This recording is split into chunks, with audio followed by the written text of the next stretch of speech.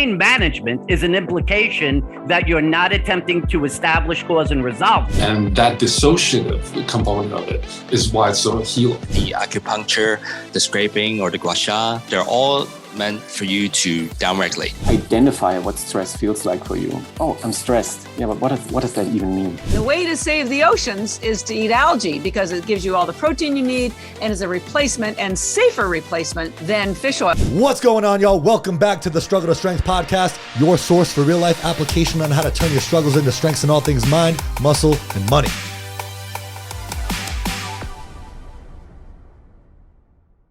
Today, we're going to do something a little bit different to celebrate that we're coming up on our 100th episode. We're going to do a little recap of some of our favorite episodes from season 2. We're going to play like 5 to 10 minutes from about 5 of our favorite episodes. We're going to be touching on the truth behind pain and chronic pain, ketamine therapy and psychedelic research, traditional Chinese medicine versus Western medicine, entrepreneurship and work-life balance, and combating climate change. In the show, we talk about all kinds of interesting topics. Make sure to subscribe and stay tuned for more. Let us know, what do you want to hear? What do you like? What do you want to hear more of? What do you not want to hear more of? You can follow us at struggle2strength on Instagram and send us a DM there. Leave a comment also down below if you're watching this on YouTube. Without further ado, let's get into it. Episode 52, How to End Chronic Pain with Dr. Mitchell Yass. Here's a question. How do people go about optimizing their movement patterns to improve their pain management when their bodies are already in dysfunctional movement pattern positions? Do they have to utilize some sort of proprioceptive neuromuscular facilitation before strength training? What's your take on that? Okay, so there's a couple of things there. First of all, never, ever, ever talk about pain management, because pain management is an implication that you're not attempting to establish cause and resolve cause. If I establish the tissue in distress and I resolve the distress of that tissue, by definition, the tissue no longer has to emit the emergency distress signal of pain, right? Mm-hmm. So if I'm a very, very good diagnostician, then the day that I identify the cause, I resolve it, what does it tell you about pain? Pain should never be more than acute. Chronic pain. Yeah. Let's say that again, but to someone who's dumb like me, so I can fully understand what you just said. Yeah. Oh, yeah. Yeah, that's because this is a real. I'm getting what you're saying, but you guys are definitely talking on another level, and I'm getting what you're saying, and I think it's a really important point. So let's say it again, so that I can understand it. Sure. So right now we have this chronic pain epidemic, right? 130 million Americans, 1 billion people worldwide. So understanding the magnitude of this, someone has to say, well, is it just these people aren't getting better? Wow, it's real. They're really trying hard. They just don't know how to get better. 1 billion people, 1 out of every 7 worldwide. That doesn't make sense. So you have to go to the concept of why does chronic pain exist? To understand chronic pain, you have to go to acute pain. What is the initiation of pain, right? Why do people experience pain? So the reason people experience pain is because pain acts as an emergency distress signal. Some tissue in the body isn't working. You need to know that to get help to fix it. So that tissue elicits a particular series of symptoms, aspects of pain. For instance, the heart elicits pain at the chest and the left arm. The brain elicits numbness of the entire body. So every tissue has a specific grouping of symptoms. The idea is that those symptoms begin when? When do the symptoms begin? At the inception of the stress of the tissue. When the tissue begins to go bad, it immediately elicits the signal of pain. So that's when you're getting the pain. So if you know that the pain begins at the moment that's the stress of that tissue, and you go to a diagnostician, someone who's in a position to understand what tissue that is, you would assume if he identifies or she identifies the right tissue, now you're going to provide an intervention to resolve the distress of that tissue, which should mean that the symptom, the pain, should end when? In this acute phase, this phase where it just started and you just sought care. So what is the global mechanism for diagnosing pain? The MRI. No one can deny that. It's the MRI. Well, if the MRI is so effective, why does chronic pain exist? The answer, and this gets really hard. I understand I sound like a psychopath because I'm the only guy saying this. Just listen to the logic of it. Understand this as a logical argument, not a medical argument. So you have lower back pain. You get an MRI. It says you have a herniated disc. It's going to assert that since the herniated disc is identified for the first time at the time you're having your pain, it is the cause of your pain. Would everyone acknowledge that's the theoretical base? If you have knee pain and you get an MRI and it says you have a meniscal tear and it's identified for the first time at the time you're having pain, it is asserted to be the cause. That is the basis for the global medical establishment. That is known as correlative theory or junk science. The entire basis for the medical system is junk science. An example, I open my front door when the sun begins to rise. I can say opening my front door causes the sun to rise. I can show you every day, you'll come to my house, I'll open the door and the sun will rise. And then the next day I'll open the door and I'll say, you see, I open the door and the sun rises. And you say, holy shit, my God, this guy's got incredible power. He can make the sun rise by opening his door, right? So you can see that. And that's very, very hard for the mind to accept. Might be not true. But I'll expand on how I was able to figure this out. So you're having back pain and I do an MRI and I find you have two elbows. You have two elbows, right? Everybody basically has two elbows at the time they're having pain. Okay, two elbows is the cause of your pain. You need to have your elbows removed. I can say that. Why can't I say that? It's everyone laughs and thinks I'm joking, but I'm not. You have to understand the insanity, the lunacy of this. It is the same logic. It is exactly the same logic. It's simply saying, oh, herniated disc found it. Oh, okay, it's the cause of your pain, right? Now, take it on another side. And this is, I just try to go slow with this because the layperson has no understanding of what I'm talking about. They've never heard this before. They've gone to 5 doctors. They've gotten 5 opinions. They've all shown them the MRI. They show them that picture, and they're trying to say, you see the picture? You see how that's there? And you're having pain. I'm telling you, we need to do surgery on that. This has been going on for 40 years. Mm-hmm. So this is a cultural, a sociological phenomenon. This is not a medical phenomenon. Okay? So now, if in fact herniated disc cause pain, the opposite side of that should be those who don't have pain should have what? No herniated discs. If herniated disc cause pain, right? Well, 1994, 30 years ago, the very first study is done on people with no back pain. It finds 70% have bulging or herniated discs. Episode 58, How Ketamine Therapy is Combating the Mental Health Crisis with Dr. Remy Drozd. Psychedelics and things that help us think productively with therapy seems to be this new wave that's been incredibly helpful. And I know that, we have psilocybin therapy, we have psychedelic therapy, and I'd like to learn more about ketamine. So what is it about ketamine that helps us understand more about ourselves and the problems that we're facing? Yeah, sure. It's all, to answer your psilocybin versus ketamine question, it's all in the same spectrum. I'm in training to use MDMA when it's legal, probably next year, and in trainings with people are generating these spaces for psilocybin.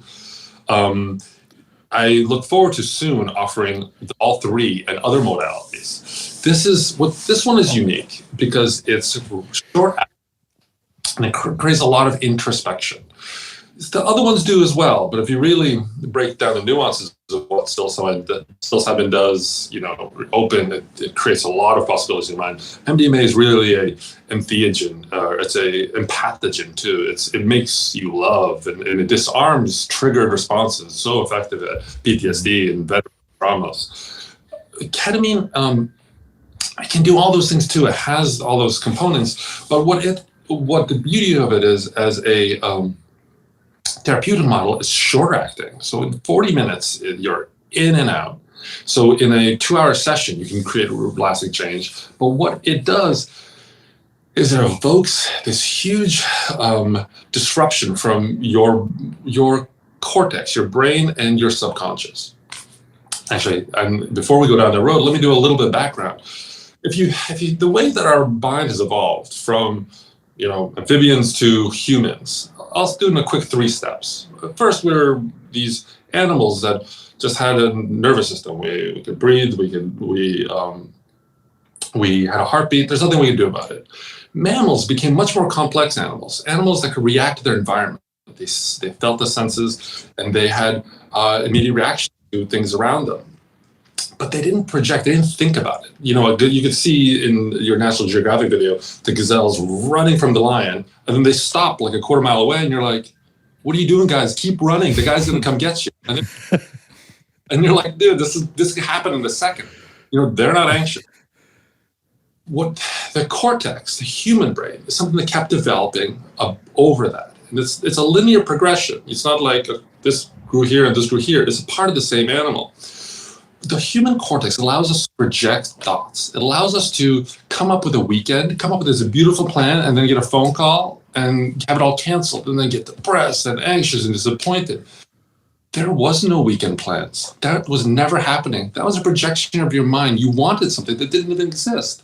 And thinking of that and being disappointed by it, being anxious and worrying about the girl that was going to show up there or not, is taken away from your presence.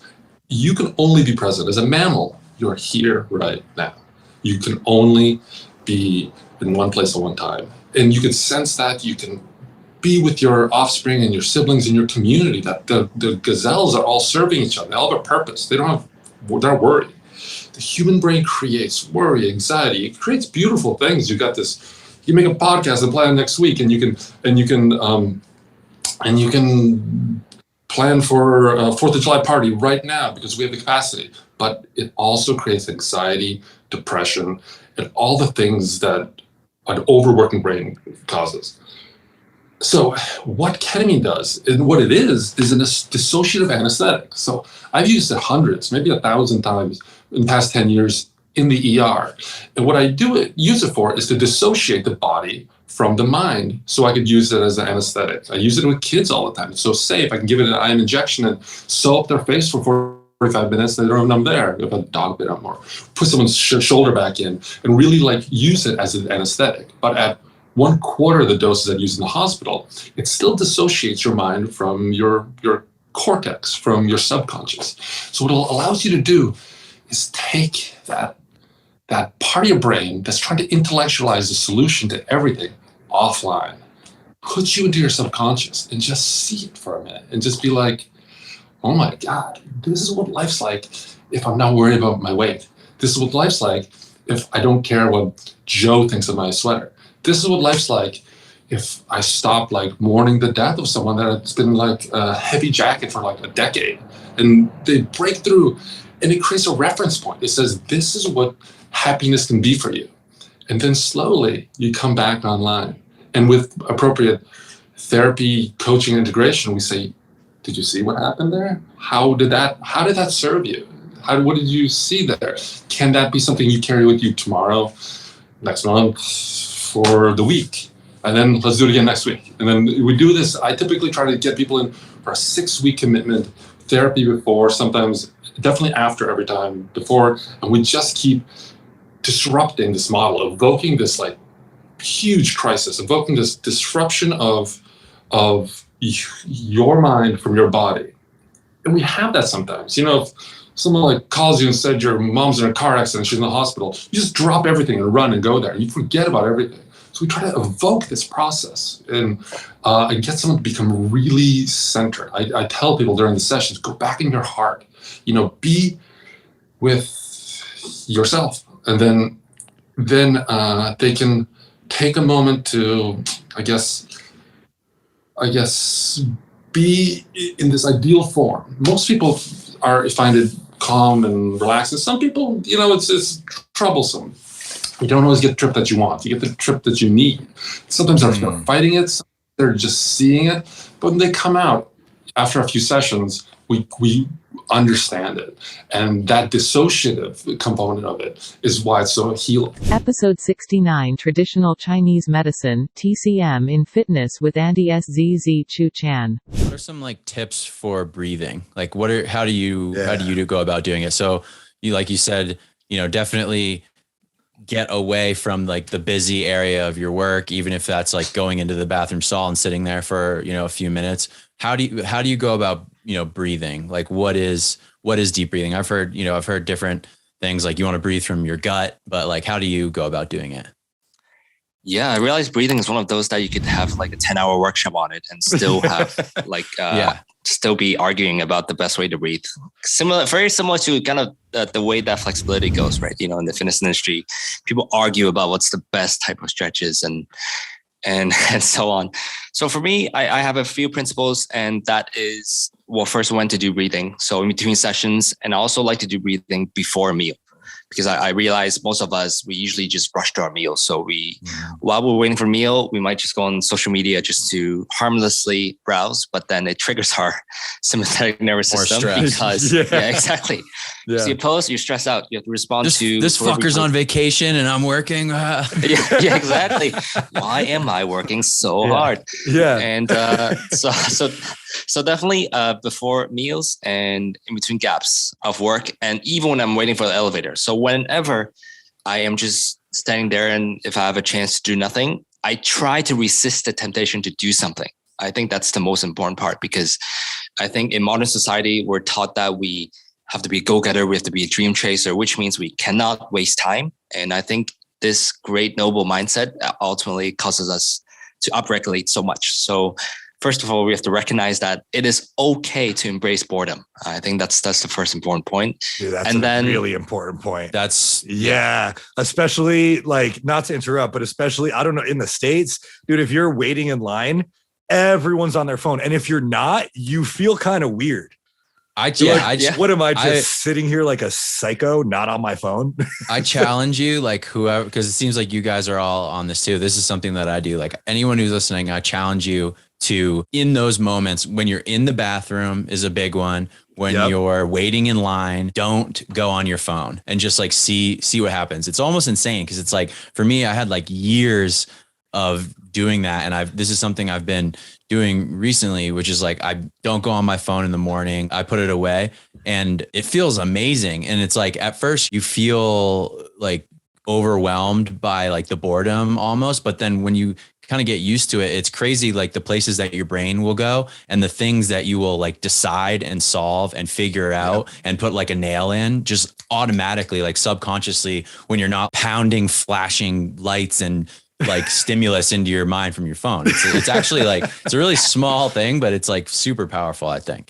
Yeah. Even if you're so insecure when you first do it, because you're like, whoa, everyone's looking at their phone, and you start looking at people's screens. You're like, oh gosh. So now I usually, so if I'm on the bus or if I'm in the subway, what I like to do is I hold on to the rail and I just stretch my lats and my pecs a little bit, because for most people, usually we are quite, the muscle is quite short, so it's only going to help the posture if I improve my overhead mobility. So if you cannot stand boredom, find something else that could help your life. Yeah, I was just going to say, even breathing, like you were saying, resist the temptation to go on your phone if you're waiting for an elevator, if you're in the elevator, and breathe, because most people forget how to breathe, or they don't pay attention to it. And then if you're listening to this and you like sigh a lot during the day, and all of a sudden you just notice yourself like, like that's you forgetting to breathe.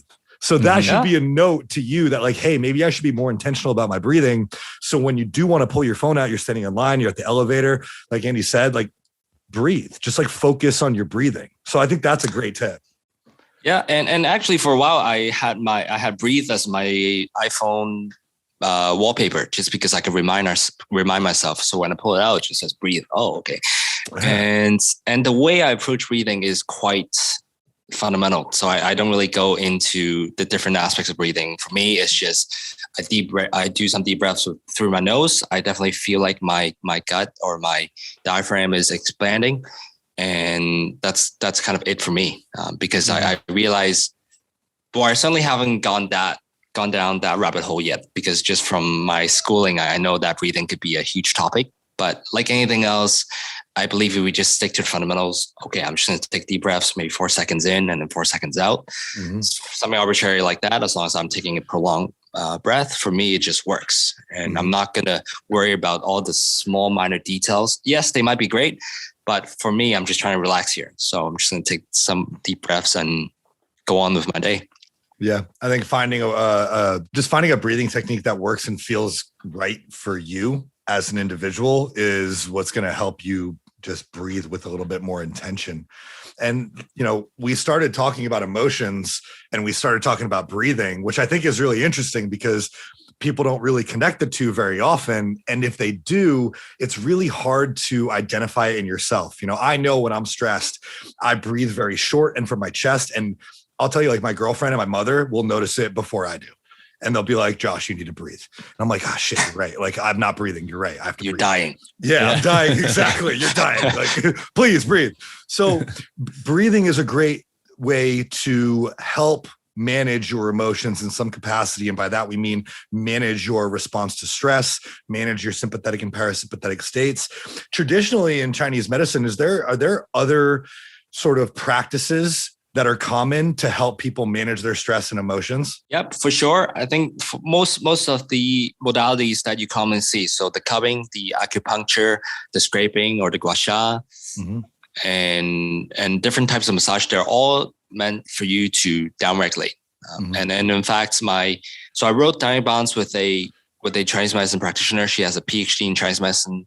Her research was on acupuncture and mental health, because that's a big area within Chinese medicine now, especially in the whole world. In recent years, mental well-being, it's like the big topic. And so now they're seeing great results in downregulating a stress response through these techniques. Episode 75, Work-Life Balance Tips for Entrepreneurs with Jan Broders. We have a lot of entrepreneurs that listen to the podcast, a lot of people who are very dedicated to a specific craft, whether it's fitness, entrepreneurship, business development, a lot of social media podcasting. How do you avoid that burnout? How do you become more self-aware, and how do you manage the stressors of your life in order to be a more productive, more efficient, better human being with a better path that's more aligned with you? What are some tips that you have around those things? Yeah. So one thing I always love starting with is to even identify what stress feels like for you. Right. So I think we speak about this. It's this one thing. Oh, I'm stressed. Yeah, but what does that even mean? Right? What is stress? It's the same with burnout. Oh, I'm so burned out. I can't take it anymore. And then I know tomorrow morning after a good night's sleep, you're good again. That's not burnout. That's just you're tired. Right. And but burnout, like that's you're just completely done, right? So anyway, let's define those. I think that would be a good starting place. Like, what is stress? What is burnout? And yeah. So to me, really, like burnout is oftentimes is like true burnout always is associated with depression, right? It's like an exhaust. Like in German, the term would be exhaustion depression, right? You're so exhausted that you fall into depression, and like. Hopefully it's not the last for that person, but the last stage is suicidal thoughts, right? Hopefully the person comes back from that. It is not the last step, but that is like the ultimate form of burnout. And depending on the model, but it can be like 12 steps to burnout or so. It's like one doctor defines it. And we are pretty much all at 4 or 5 or so. It's all just normal. Oh, I'm trouble falling asleep, right? It's just normal. If you talk to 10 people out on the street, probably 8 will say, I have trouble falling asleep and I use CBD oil and it's better now. It's like, I don't know. It's like, I haven't found a zebra who uses fucking CBD oil to fall asleep. That's not a normal natural condition, right? It's like, no, you should be able to fall asleep. Right? The same as, I just get a glass of wine and then I'm good. Like, no, okay, cool. But that's not your natural state of being. It's a crutch. Okay. Yeah. It's so poor zebra. I didn't mean to diss the zebra, but so no offense to zebras. Yeah, exactly. I don't know if anybody's really emotional about zebras. It's like a zebra loving podcast or something. Yeah. No, but so that's burnout. That's like complete exhaustion. All right. And I think really the tragic thing is that we are all somewhere, we're not close to it, but we're somewhere in the middle of it and we're not even realizing it. Right. So, and that's to me, it's like stress symptoms. Stress really being by definition is just a response to some stimulus, is stress. Right. So we talk about stress like the negative bit, but really it's just a stressor, whatever, like a lot of work or loud noise, and then you have a response, right? That's the stress. But we definitely, like, we talk about the negative side. Oh, it's the uncomfortable. I feel nervous or so, right? That's what we see as stress. And we all have our own symptoms, in my opinion. Like you will experience stress different than I will. And I think it's very important to become aware of that. So we even know, oh, I feel stressed, right? I'm moving into that sort of negative direction. And so what I would start with is pay attention to what does stress feel like? What are symptoms? And you can do this really easily, like 4 dimensions. What is emotional indicators? What are mental indicators? What are behavioral indicators? And physical indicators. So you can think, okay, my back hurts, right? That's like a typical sign. If I'm just like overworking, I'm just worried about something, oh, my shoulders get tight. Oh, okay, cool. So next time those shoulders get tight, it's time for you to take a pause and reassess what's going on, right? For another person, it might be headache, or it might be the feet hurt. A few people have that, but whatever it may be, or it could be mental, lack of concentration, or memory loss, things like that, or emotionally, I snap at my children, right, for wanting to have 2 ice creams instead of 1. It's like, oh, how can you have 2 ice creams? Well, that's a bit of a harsh reaction for a child asking for 2 scoops of ice cream, right? It's a bit disproportionate for what's going on here. So you notice things like that maybe, or behavioral. Oh, I started smoking. I smoke more than usual. Hopefully not at all. I start drinking at night. I check my phone more often than I really want to. I'm sitting at the playground with my children. I'm checking LinkedIn or Facebook really for no good reason, right? Things like this. And if we're really aware of it, I think we're able to intervene and to do something about it. And back in the day, I wasn't aware of any of those things at all, right? I was drinking alone every single night in my hotel room. And I thought, well, that's just what you do when you're stressed. I don't know, I didn't even think it was stress. This is what you do when you have a lot of work to do and when you want to calm down at night, right? Mm-hmm. And it's not what everybody does. And it's not what I do today. But at the time, that's what I was doing. So I think this is a really good first starting point, looking at what does stress feel like. And there can be a second layer to that. Even, in my opinion, you have some of the symptoms show up first and some show up last. So collapsing in the middle of a hotel lobby is not the first sign. Right. So there's a few signs before that. And at the time, people asked me, so did you see this coming? And of course, in the beginning, I said, no, I don't know. It's so weird, right? Just collapsing in the middle of the place. And but then thinking back, oh my God, during university, I already sort of felt anxious a lot of times, or I already was withdrawing socially, or I already had this weird back pain all the time. So it started quite early on, years before that. Right, it got worse and worse, but I never paid attention to it. So one image I love using is you can view it as a highway. Let's say you go from Chicago to New York or something, right? In New York, again, nothing against New Yorkers, nothing against zebras from New York. So New York is burnout, right? And you start in Chicago. So there might not even be a sign New York when you leave Chicago. It's just sort of going east, right? And then the closer you get, sort of, small sign, New York in whatever, 500 miles. And then the signs get bigger and bigger and bigger and bigger. And at some point, you're in the middle of Times Square, right? You're there. That's burnout. But there were a million signs before that, and there were a million exits of that highway. If you had just paid attention and said, oh, wow, I'm going to New York. Better not. Let me get off this highway. So I think it's, again, an exercise of self-awareness and then being honest with us to actually do something about it, right? So first thing I want people to take away and play with. And another thing, what I find very helpful and would have helped me a ton back in the day would be to sort of identify or paint a picture of the stressed version of yourself, right? So you say, well, so I call the stressed version of myself, call him Franz, right? It's like an old German name. Okay, it's Franz. So if Franz is active, he behaves in a certain way. He has all the stress symptoms. He does certain things.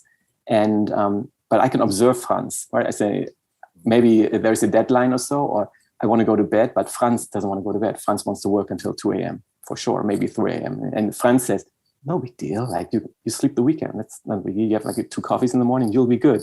And Franz also says, no, it's way too important. You cannot tell them you'll hand it in a day later or so, right? Franz is just go all the time. But I can sort of distance myself from Franz by naming him and by painting a picture around this person. Episode 84, Health Benefits of Algae and Combating Climate Change with Energy, BIT CEO Catherine Arnston. Now, from my perspective as a bodybuilder, I'm not going to give up carbohydrates. I'm going to continue to utilize carbohydrates for my sport, for my performance. But what you're saying is that I can minimize the damage being done by consuming carbohydrates to generate ATP if I supplement with something with high superoxide dismutase like spirulina, Yes. like this product.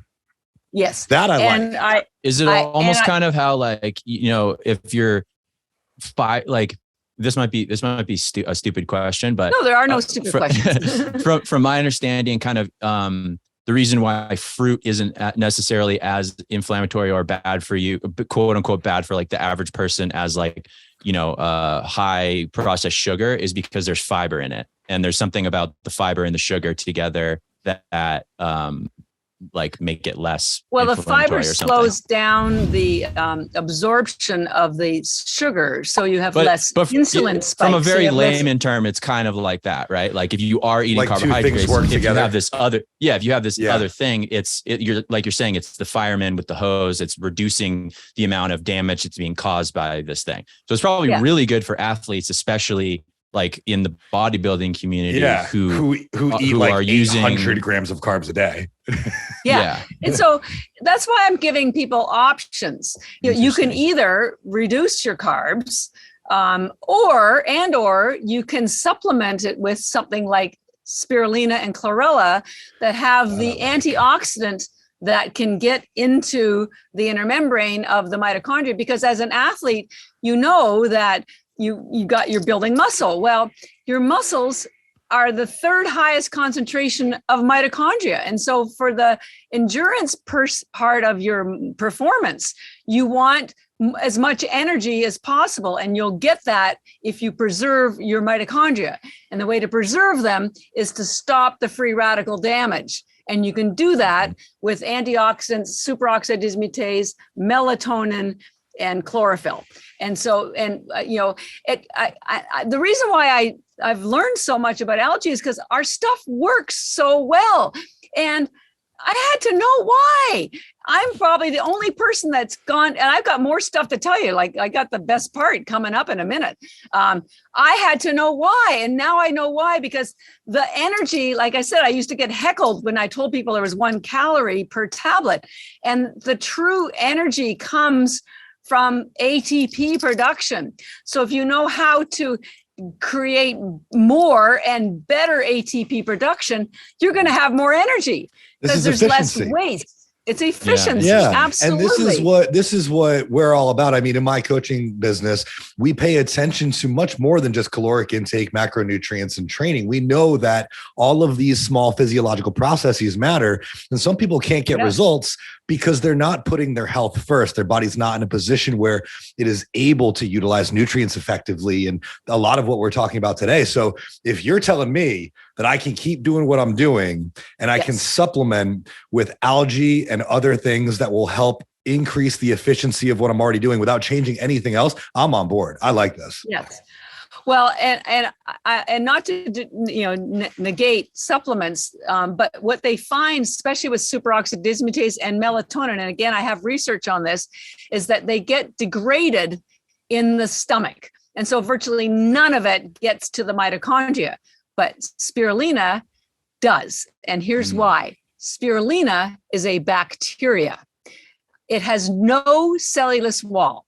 So there is nothing for your body to break down, and it is literally absorbed instantly. It literally bypasses digestion. Chlorella takes a little longer, but it's still the same thing. All the aminos, all the melatonin, all the chlorophyll gets instantly absorbed. So it's the most efficient way to preserve your mitochondria and the most concentrated. I mean, you can't beat it. It's got the most, and it's got the best absorption rate. And that's the magic combination. It's not just what you put in your body, it's what you absorb. And so most people, I will admit, do swallow spirulina because it's a very chewy, green flavor. There's no harm in swallowing it. You get it faster absorption if you do chew it. I'm one of the few people that chew it. Chlorella, fortunately, it's the lighter green one, tastes pretty good. when you mix it with macadamia nuts or pistachios. So again, you get that sublingual absorption rate, so you get access to all the nutrients faster. So for your bodybuilding community, I would urge them to take 20 or maybe even 30 of the spirulina tablets before a workout. That will, and I promise you, and we'll send you some product, I promise you they will lift more, lift longer, run further, run faster, and not even notice it. And on the other hand, if you're just sitting on the sofa, that's okay too. You can take less, but you'll have your mitochondria will be performing better. So whatever's going on at a metabolic level is just happening better. It's just more efficiency. Yeah. And who doesn't want that? Thank you to everybody who is tuned in to another episode of the Struggle to Strength podcast. We will see y'all next week.